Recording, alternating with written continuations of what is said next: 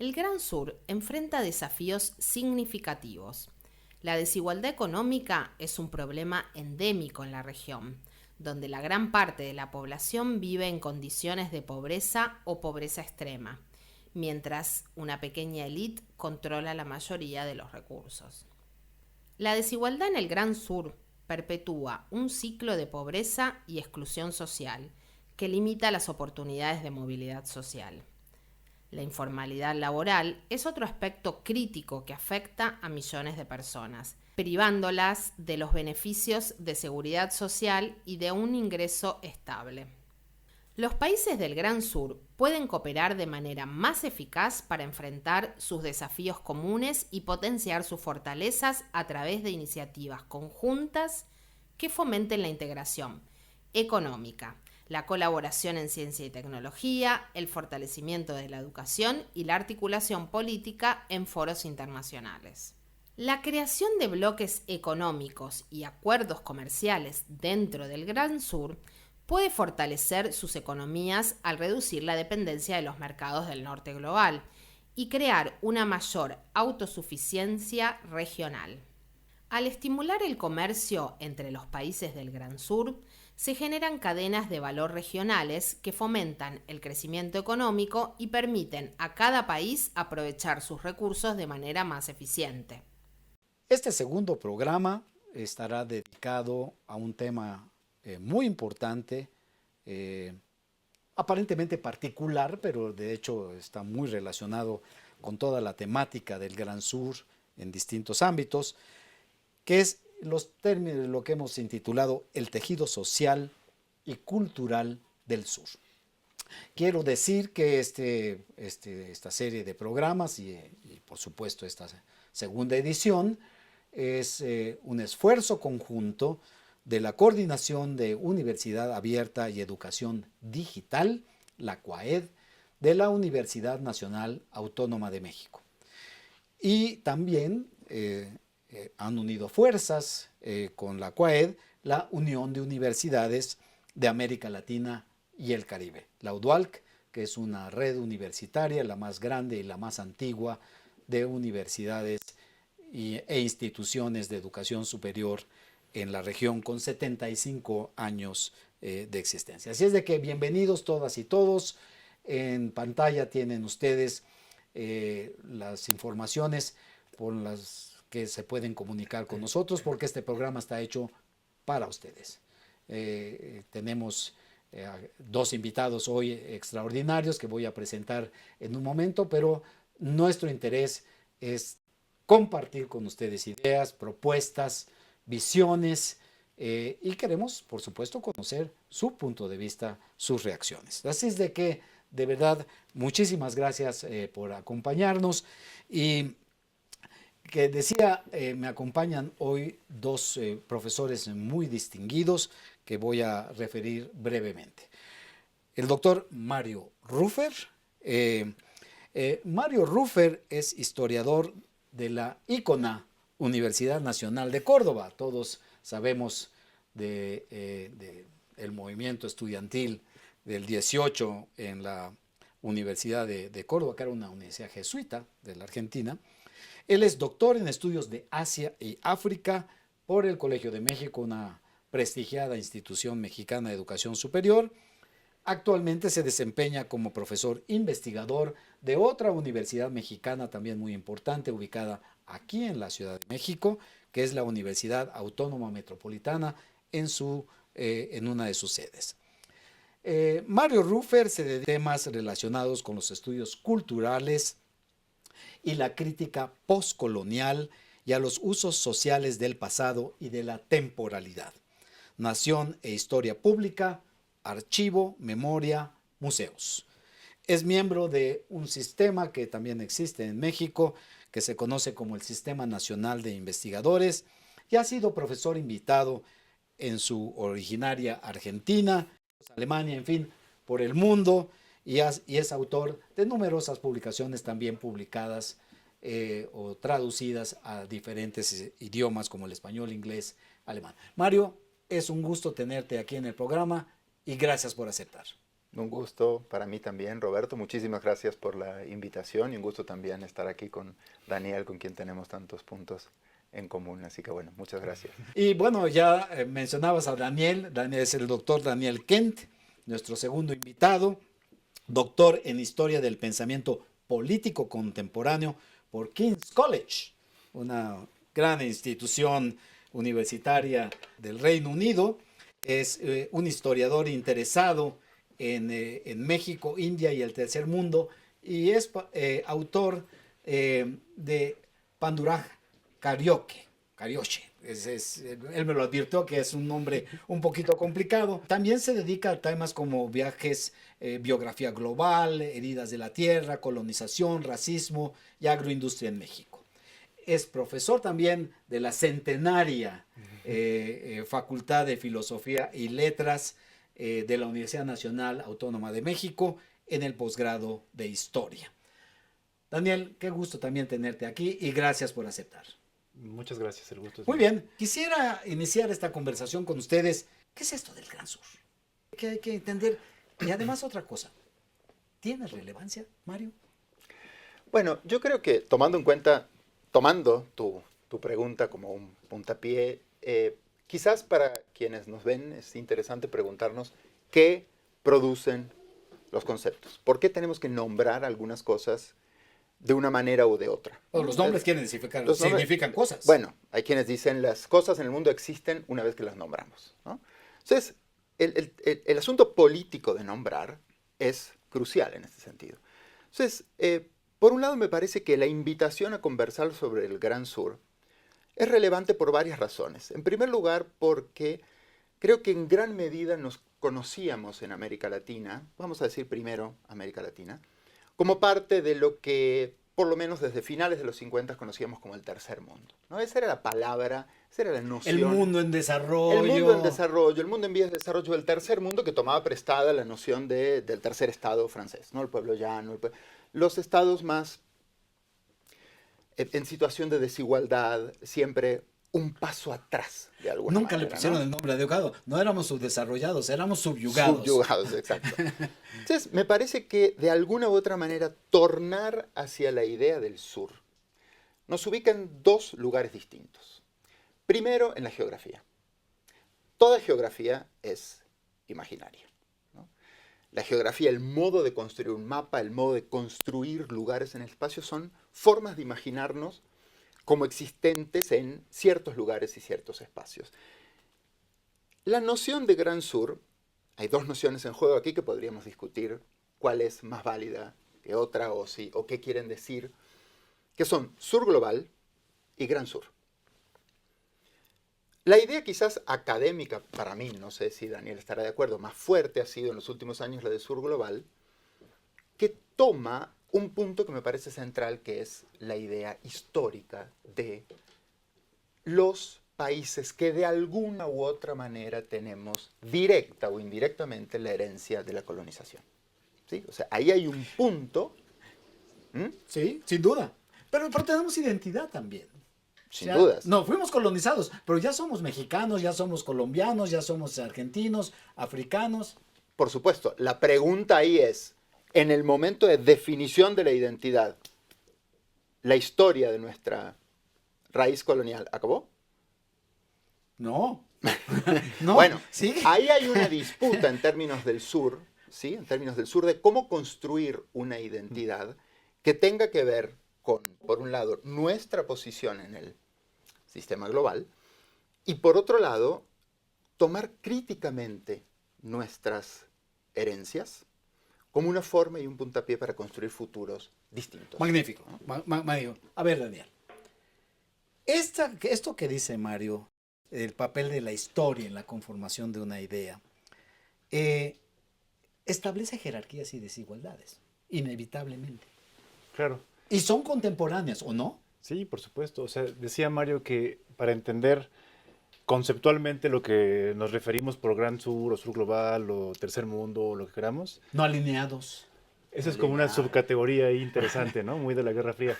Pero para entenderlo hay que entender, por un lado, la parte geográfica que tiene que ver con el sur, el norte, etcétera. Pero también hay una especie de dimensión histórica que es importantísima. Una de las realidades básicas del pasado global de los últimos 500 años es la expansión imperial colonial de Europa y después de lo que se llama Occidente. Y eso genera un conglomerado de sociedades, territorios, personas, identidades que son subalternizadas a lo largo de 5 siglos a las que nos referimos con esta categoría del Gran Sur. Entonces, sin duda, no se puede entender esta categoría si no tomamos en cuenta ese hecho básico de la historia del mundo que está marcada por esa expansión imperial colonial, ¿no? De eso Y que que se llama estableció Occidente. un orden, ¿no? Por Por eso yo supuesto. decía, yo siento que los del norte, somos el norte global y nos bautizaron como el sur global, ¿no? Problema. Ellos nos pusieron el nombre, ¿no? Y eso no sé, creo que tiene, como decía hace un ratito, jerarquías y desigualdades. Bueno, vamos a seguir conversando de esta cuestión. Mientras tanto, vamos a un corte.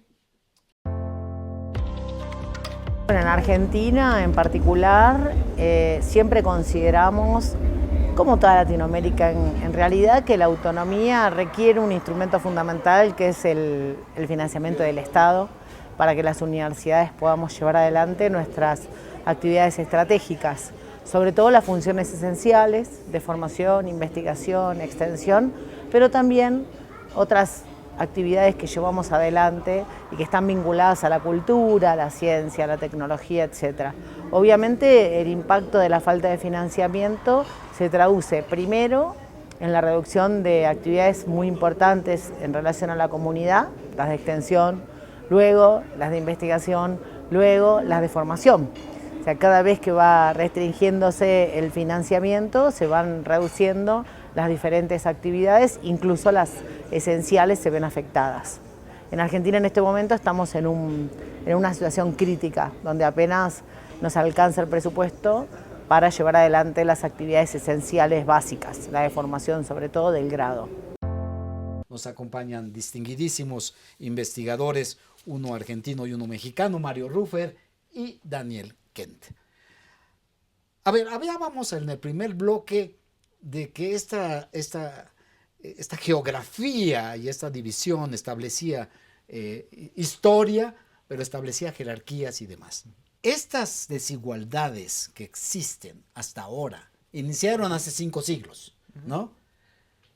De género, raza y clase y oportunidades, sobre todo la educación, por ejemplo, ¿no?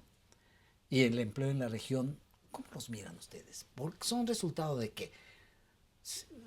Es una profundización de este rompimiento que hubo, de esta desigualdad entre norte y sur. Mario.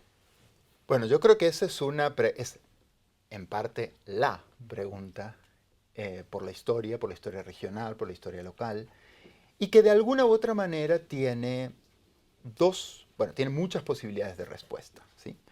Una es la que diría de alguna manera, bueno, por razones que pueden enumerarse de distinta forma, el Gran Sur tiene ciertas responsabilidades en haber fallado, de muchas maneras, en la consecución de sus propios modelos, el modelo de Estado, el modelo de sociedad de desarrollo, el modelo educativo, el modelo de inclusión.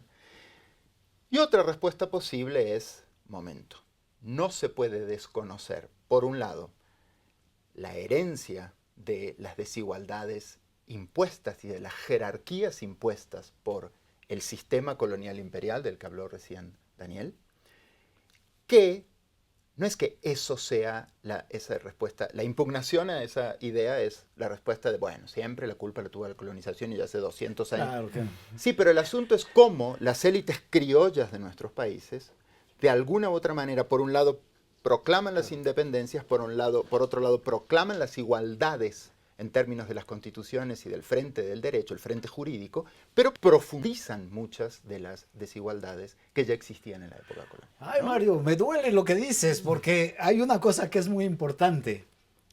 El papel de la educación y las universidades. Claro, indudablemente. Daniel, ¿qué hemos hecho nosotros ahí? O sea, yo lo digo porque lo he vivido, ¿no? Lo he vivido como estudiante, como profesor, es decir, fui autoridad en algún momento en mi facultad y y demás. Y he recorrido América Latina y el Caribe, afortunadamente he tenido ese enorme privilegio. Y puedo decir que hemos educado a conservadores conspicuos en nuestras universidades. ¿O no? No sé, o sea, yo sí creo que la No universidad... todos, por supuesto. Afortunadamente ustedes son una excepción muy especial, pero... No, digamos, yo creo que la universidad es una de las grandes cosas que se ha generado en los estados latinoamericanos, las naciones-estados latinoamericanos del siglo XIX y XX, y que hay que ser críticos de la herencia que se tiene, pero también hay que señalar la manera en la que a través de ciertos contenidos, ciertas dinámicas, cierta jerarquización epistémica de ideas, de tradiciones, se sigue manteniendo esta jerarquización heredada del colonialismo de la que hablaba Mario, ¿no? Estas universidades son creadas a imagen y semejanza de los sectores letrados de esas élites criollas que llevan dominando estos países latinoamericanos, y yo diría que también en otros lugares del mundo con distintas categorías no se llaman criollos desde hace décadas, ¿no? Entonces yo diría que a la hora de hablar de la herencia colonial dentro de las universidades hay que ser especialmente cuidadosos porque tiene por un lado una dimensión institucional que tiene que ver con cómo se manejan las jerarquías de poder internas, y en la UNAM lo sabemos bien que eso es un problema, pero también hay una dimensión epistémica, cultural, que es muy difícil de abordar porque por un lado hay que entregar una formación que dé herramientas útiles para el mundo en el que se vive, y por otro lado se tiene que señalar la manera, o sea, más bien se tiene que encontrar una manera de que esas herramientas vengan acompañadas de una recuperación de esos saberes, tradiciones que han sido invisibilizadas, violentadas. Pero mira, ¿no? te voy a contar, yo soy economista ambiental. Y es interesante porque uno produce cosas, ¿no? Investiga, produce libros, publica en revistas, y a uno le cobran además por hacer eso y demás. Y quienes le juzgan a uno son los pares. A mí me llamó la comunidad que yo investigué a explicarles lo que yo, ¿no? Eso no está en la institucionalidad actual, ¿no? O sea, el asunto de rendir cuentas del conocimiento, Claro. ¿no? Sigue siendo parte de ese régimen ¿no? Somos los privilegiados, somos la élite, ¿no? Nos rendimos cuentas entre nosotros, nada más. Cuando además creo que hay que rendir cuentas. O por lo menos hay que pensar en rendir cuentas a otros. ¿Tú qué piensas, Mario? No solamente diría nos rendimos cuentas entre nosotros, sino además tenemos pocas preguntas, creo yo, nos hacemos pocas preguntas acerca de cómo se codifica el valor de lo que consideramos un conocimiento legítimo. ¿No? Y pertinente. Claro, socialmente pertinentes. ¿Qué es lo que...? Entonces, de pronto, yo creo que la universidad es un tema todo el tiempo que está queriendo reflexionar, siempre con pujas, por supuesto, sectores que se niegan profundamente a decir la ciencia es esto, es una, es... Y los que decimos, bueno, es un discurso, es una formación discursiva con muchísimo poder que nos ha dado, por supuesto, enormes ventajas, pero que siempre está sujeta a la historia. Y la historia es cambio. La historia es cambio. Y hay otras historias también, y hay otras ciencias que también existen y que tienen valor, ¿no? Y esto creo que lo tenemos en esta idea de el famoso intercambio. ¿Sabes? Yo tuve una conversación con un profesor en donde me dijo, no, eso de diálogo de saberes es poesía, ¿no? Es poesía. Aquí está el conocimiento científico y aquí está el otro conocimiento, y que caminen cada quien por su lado. Yo creo que en la universidad sabemos muchas cosas, pero no lo sabemos todo. Y a veces no lo bueno. Claro. ¿Tú qué piensas, Daniel? A ver, yo ahorita antes de responder esa pregunta, yo quería hacer nada más un breve comentario que hago ver. siempre en mis clases sobre lo que decías antes de las publicaciones y pagar por las publicaciones. Hay una doble tendencia que nos hace irrelevantes o que nos hace en riesgo de ser irrelevantes. Uno es no hacernos las preguntas adecuadas y uno es que nadie nos lea o que nadie nos conozca. Entonces yo sí abogo por las publicaciones abiertas, por la circulación del conocimiento, por abogar por el conocimiento libre y abierto. Y bueno, y volviendo a tu pregunta, yo creo que uno de los grandes problemas que tiene la academia en México, pero en todo el mundo, en Latinoamérica y en el norte también, es que se hace... Y el sur. Y bueno, pero no solo en el sur. Bueno, es no que solo se en hace el sur. somos especialmente arrogantes a la hora de juzgar nuestros propios méritos, nuestras propias inclinaciones, producciones, etcétera. Y eso nos hace separarnos, ¿no? Y en un entorno, separarnos de la sociedad, alienarnos. Y es un entorno como los que caracterizan al sur, es especialmente importante que el conocimiento que hacemos, generamos, discutimos, pensamos, esté siempre accesible, libremente accesible. Y yo creo que eso es importante y por eso, Mario, también esta idea, porque tú has estado en los Estados Unidos, has estado en Europa, sobre todo en los Estados Unidos que practican un capitalismo universitario brutal, ¿no? Esta idea de compartir, de rendir cuentas y de, como decía Daniel, nosotros somos el saber, ¿no? Y no hay nada más que, no hay nada más que discutir. Y hay muchas experiencias en donde el saber universitario ha resuelto problemas y muchas experiencias en donde el saber universitario ha creado problemas. Pero vamos a seguir conversando con Mario Rufer y Daniel Kent y les tenemos algunas cápsulas que les van a interesar. No se vayan y acompáñenos en este segundo programa. Sigan con nosotros. Volvemos.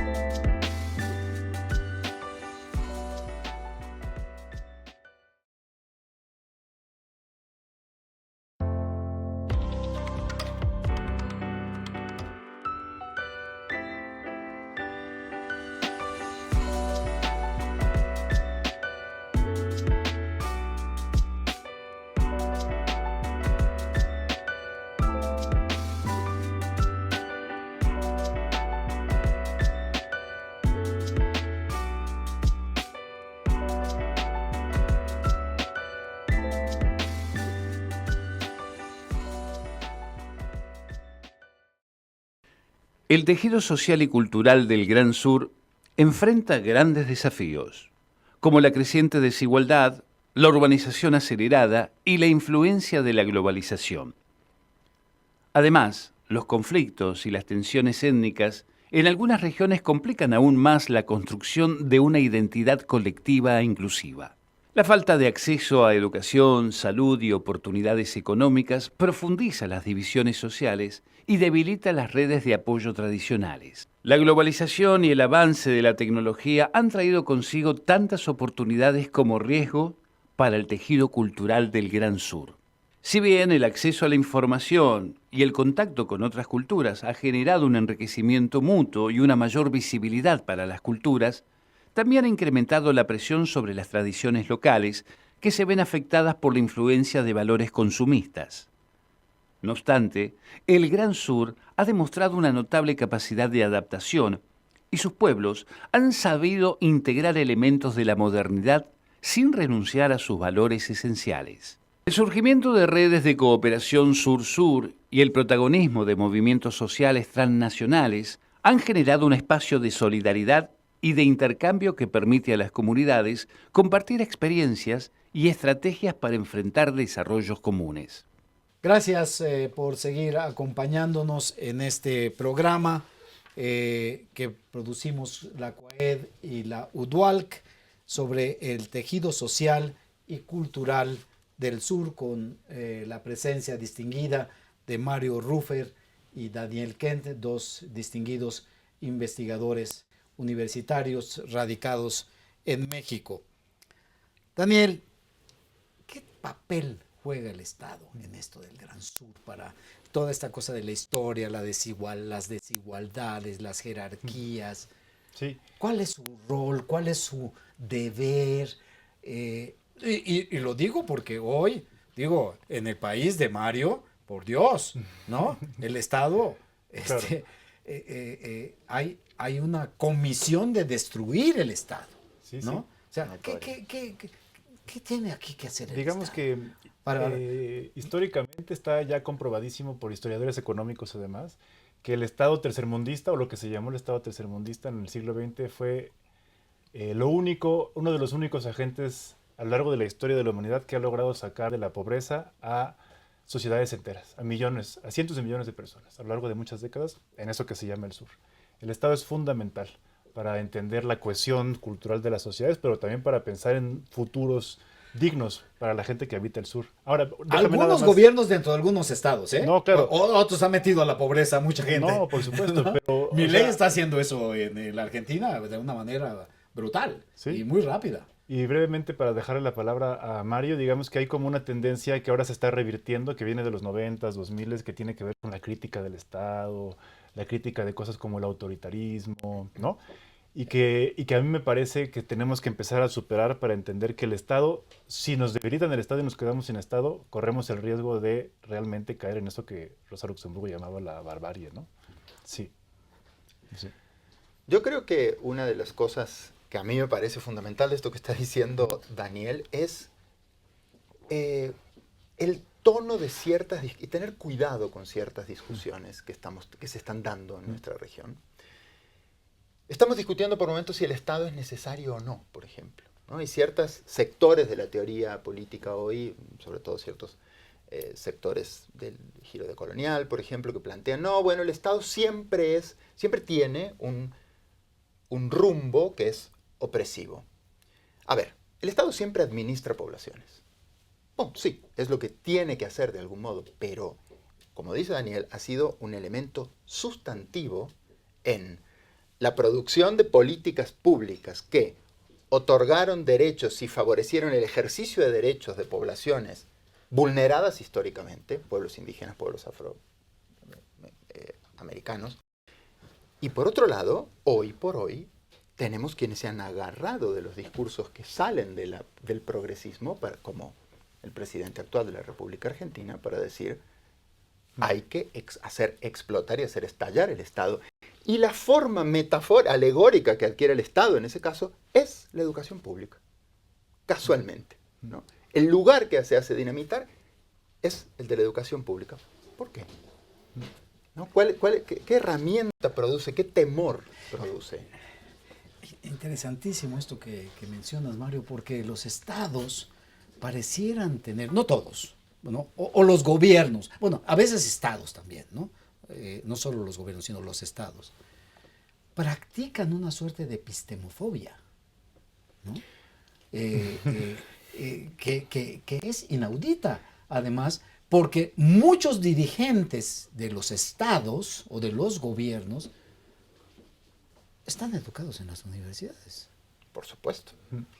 Entonces, ¿cómo entender esta dislocación? Tú dices, el Estado es responsable de administrar de poblaciones, todo lo que le pasa a esas personas, su cultura, su historia, sus problemas económicos, claro, de salud, de todo tipo. Entonces, ¿qué estado estamos? Porque además, yo siento hoy, y entre nosotros creo que esta es una discusión muy importante, algo como lo que nos pasó cuando la sustitución de importaciones se terminó y vino el neoliberalismo, y quienes pensábamos heterodoxamente nos quedamos como en el limbo, ¿no? A pesar de que el Papa desde hace rato dijo que el limbo no existe, ¿no? O sea, lo que quiero decir es que no teníamos respuesta, ¿no? No teníamos respuesta. Claro.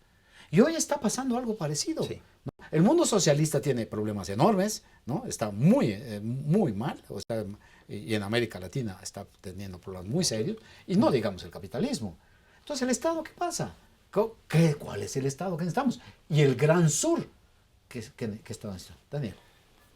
Pues yo diría en términos muy sencillos que debemos aspirar me encanta tu optimismo, que es lo sencillo. No, a hacer que los estados actúen de manera más democrática. Y eso tiene que ver con que rindan cuentas a sus ciudadanos, que actúen en favor de las grandes masas de los ciudadanos, no de los sectores privilegiados minoritarios, y que tengan la capacidad de responder a las necesidades básicas. Eso suena muy utópico y muy sencillo, pero es muy complicado de plantear en términos políticos, porque lo que estamos viendo ahorita, por ejemplo, es el prender de la mecha de este antiestatismo que ya ni siquiera es neoliberal, ¿no? Es una cosa distinta, que tiene que ver no solo con lo que sucede en Argentina, pero también con lo que sucede en lugares como El Salvador o como Ecuador, que es una especie de abandono absoluto de la voluntad de administrar la vida pública, ¿no? Y eso es peligrosísimo. Entonces yo creo que tendríamos que en ese sentido no ir hacia el futuro, sino regresar a valores básicos de la vida pública que tienen que ver con la democracia, con la responsabilidad pública y la participación también, porque si no el Estado no funciona. Bueno, nosotros en la UDUALC estamos muy... esta serie de programas que llamamos... No surge de la nada, ¿no? No nos lo inventamos. Tiene un propósito, ¿no? Tenemos intención, ¿no? Y no lo negamos. Nos interesa discutir estas cuestiones. Y entonces, algo que hemos traído a cuento, ¿no? Que no es nuevo, ustedes lo conocen, hay una tercera, cuarta, quinta vía posible de desarrollo, Mario. Yo no sé si hay una tercera, cuarta o quinta vía posible de desarrollo. De lo que sí estoy convencido es de dos cosas, yo diría, bastante clásicas de alguna manera. La primera tiene que ver un poco con lo que dice Daniel. A ver, no conocemos un instrumento mejor que el Estado, que ciertos elementos del Estado y ciertas apoyaturas del Estado para reducir las brechas de desigualdad, al menos en nuestro continente. En el momento en que tenemos a alguien como Javier Milei en la presidencia de la República Argentina, por ejemplo, que dice, tiene que regularlo todo el mercado, con las viejas tesis que teníamos, apelando a una... Ese es un elemento. Y el otro elemento tiene que ver con volver a ciertos procesos democratizadores de la educación. Ese tema que tocamos al inicio. Porque el asunto es el equilibrio entre esto que tú has llamado muy claramente el respeto y la valorización de otros saberes que los universitarios tenemos que asumir, por un lado, pero por otro lado, el cuidado que tenemos que tener con lo que se estabiliza como verdad, y es una mentira y un olvido organizado. Y eso sucede cada vez más, tú lo has dicho recién, en el ámbito sobre todo de comunicación pública. Hoy por hoy, el presidente de la República Argentina, por ejemplo, dice una serie de sistemáticas mentiras en términos económicos, estadísticos, sobre el fracaso de la educación pública, sobre el fracaso de la economía redistributiva, por ejemplo. No tiene ningún sustento. Pero es tal la masividad y la rapidez con la que se reproducen eso que llamamos fake news y la posverdad, que me parece que es en ese lugar donde tenemos que marcar hoy por hoy mucho más y cargar las tintas en términos de qué ciudadanos queremos formar, queremos que sean no nuestros homogéneos iguales, pero sí nuestros interlocutores. Magnífico, qué extraordinaria ocasión de tener a Mario Ruffert y a Daniel Kent conversando con nosotros sobre estos problemas del tejido social y lo cultural.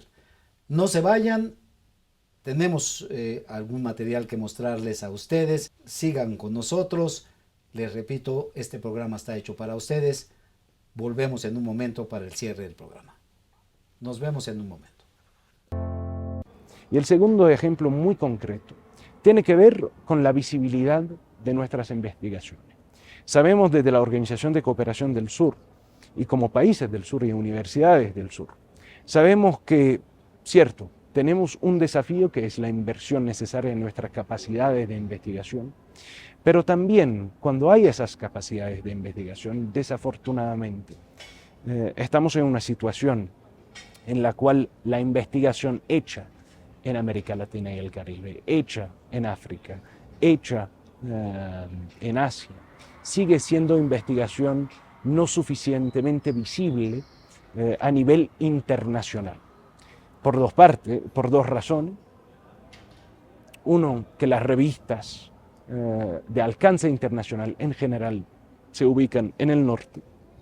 Y segundo, el desafío de la diversidad lingüística, donde nuestros investigadores publican en español, publican en su idioma natal, Amharic, publican en Khmer y no necesariamente en inglés, poniendo de inmediato en desventaja a nuestros investigadores en términos de la visibilidad de esa investigación, pero también poniendo a nuestros investigadores en una situación que genera más desafíos para la colaboración entre investigadores del sur.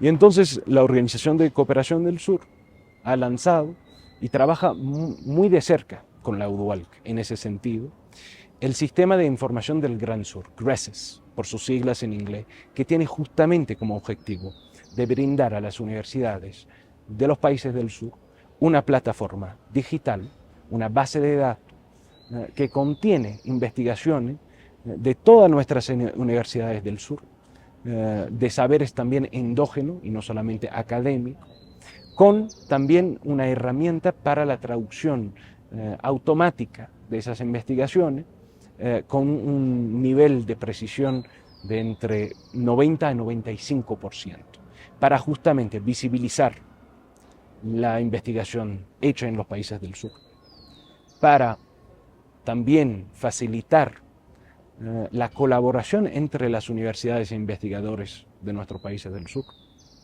y finalmente, como base, democratizar no solamente el acceso al conocimiento, sino también su producción. Quiero cerrar este programa con visiones que nos den horizonte, ¿no? Creo que siempre, porque la universidad tiene ese gran poder, ¿no? Puede mirar el pasado, puede mirar el hoy y puede por lo menos intentar asomarse al futuro, ¿no? Eso creo que es una cosa. A ver, Daniel, hemos estado hablando en el bloque previo del Estado, las políticas públicas. Hay un tema en el sur, en el Gran Sur, y en esta parte nuestra del Gran Sur, América Latina y el Caribe, donde las poblaciones originarias, afrodescendientes, siguen teniendo una presencia muy importante, ¿no? ¿Y el Estado y las políticas públicas qué tienen que hacer con ellos? Pues, o con su historia, con su porvenir. O sea, hay como varios frentes que se tienen que tener siempre en la mira, ¿no? Por un lado, tiene que acentuarse la tendencia al reconocimiento jurídico, a la erradicación de las desigualdades económicas, respecto a las poblaciones indígenas originarias, afrodescendientes, pero también a los sectores populares en general, ¿no? Yo diría que tendríamos que acostumbrarnos a pensar... A los pobres urbanos. Exactamente. Y pensando en el futuro, yo creo que no solamente tendríamos que pensar en políticas públicas, sino tendríamos que en México, en Latinoamérica y en el sur, entender que lo que está pasando ahorita es lo que llaman la policrisis del presente, que tiene que ver con lo ambiental, con lo económico, etcétera, es, a mi modo de ver, la crisis de esto que se llama Occidente. Por eso los nuevos neofascismos, Milei, por ejemplo, siempre hablan de defender a Occidente, etcétera. Y lo que vamos a ver en las próximas décadas es el colapso de esa entidad geopolítica, no solamente del norte, sino del cultural occidental. Y ahí es donde tenemos que revalorizar toda esa matriz cultural que viene de los pueblos originarios, pero también de los sectores populares de países como México y Latinoamérica, para pensar en alternativas que no tengan que ver con repetir los viejos errores del norte en el mundo del futuro. Pero además hay una cosa también que me parece interesante. Hoy los problemas del Gran Sur son los problemas de la humanidad. Son también problemas del norte, ¿no? Y los problemas no se van a resolver porque México resuelva los suyos, Argentina deje de tener a Milei, o espero algún día pronto, o lo que sea. El problema es de la humanidad, en realidad, ¿no? Bueno, pero ahí, Mario, a ver, ustedes son historiadores de la cultura, ¿no? De lo social. ¿Qué papel juega la cultura en todo esto? Si hay alguna transformación posible y necesaria. Creo que la cultura juega un papel fundamental siempre y cuando nos preguntemos qué entendemos por esa palabra, ¿no? Cultura, lo hemos visto de manera, digamos, grosso modo, se suele entender como los grandes valores del espíritu, yo que sé. Como... Estas son las versiones librescas, ¿no? Exacto, las versiones librescas de la cultura, también como la noción de sistema, ¿no? Que es la vieja noción antropológica de cultura, el sistema de normas, valores que nos une, que nos da integridad. Hay una visión de la cultura como práctica, como modo de vida tendiente a transformar las condiciones actuales de conflicto y desigualdad. Digamos, la cultura como el motor de conocernos, de producir, tú hablabas de la identidad desde el inicio. Bueno, esa es una pregunta central de la idea de cultura hoy, yo creo. La identidad no como eso que somos, sino junto con eso que somos, eso en lo que queremos convertirnos. Y me parece que ahí la noción de las prácticas culturales hacia conocernos, conocer los modos de vida comunitarios, conocer las formas alternativas de producir valor, de producir circulación de nuestros propios bienes y nuestras propias transacciones que no sean las típicas, digamos, de la producción incansable de valor del capitalismo mordaz. Creo que ese es el motor necesario del Gran Sur para producir horizontes posibles. Nosotros como historiadores creo que una de las funciones centrales de la historia es decir siempre, lo que enseña el pasado es que el texto del tiempo no está cancelado. Reinventarlo es el deber de las sociedades, ¿no? Daniel. Yo cerraría con esto que dice Mario, que es algo que siempre digo en mis clases de licenciatura, porque hay como una imaginación apocalíptica entre los jóvenes, sobre todo, de que ya se acabó todo, ¿no? Que ya no hay futuro, etcétera. Y repito un poco lo que decía hace rato, que lo que se está acabando, siempre que se habla de colapso en términos históricos, es el colapso de las estructuras hegemónicas. Y lo vamos a ver en las próximas décadas, el colapso de eso. Y como decía Mario, hay que mantener no solamente un principio de esperanza, sino un principio creativo que nazca de las prácticas culturales propias para crear un futuro, porque lo único que es cierto es el cambio. Y el cambio se dirige. Bueno, hay algo, y con esto quisiera cerrar también con sus reflexiones. Laudwalk se dice latinoamericanista, ¿no? América Latina y el Caribe. Y defendemos eso, abiertamente, ¿no? No tenemos problema. Yo no tengo como secretario general de esta organización decir, somos latinoamericanistas y caribeños. Pero no somos ignorantes del mundo, ¿no? Entonces, lo digo porque esto que tú decías, Mario, ¿no? En esa definición de cultura, de reconocer nuestras identidades, de reconocer nuestras propias formas, nuestros quehaceres. La cultura es la vida cotidiana también, ¿no? Pero esa se nutre inevitablemente de esta globalidad que vivimos, ¿no? Y a veces se tensiona.